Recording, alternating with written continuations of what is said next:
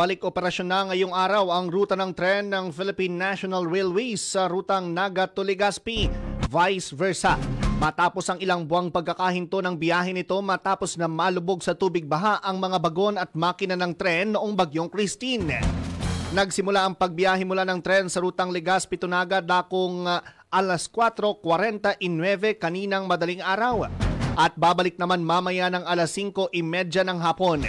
Sa panayam kay PNR General Manager Giovanni Miranda ng Rinconada News Team, sinabi nito na bago tuluyang bumiyahe ang tren ay nasiguro na ng ahensya na maayos sa mga ito gayon din ang mga riles na daraanan ng mga tren.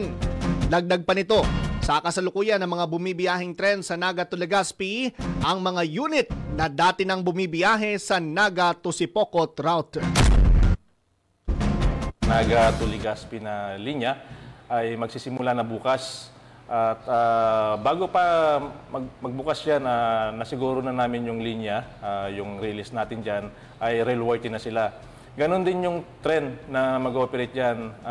Actually, yung tren na mag-ooperate dyan ay yun yung ginagamit sa operation ng Naga to Sipocot nitong nakaraan. Pinagpalit lang namin doon sa naayos na tren, yun ang ibabiyahe namin ngayon, yung nabaha, ibabiyahe sa Naga to Sipocot dahil mas maliit kasi yung tangke at mas pang short distance lang yun.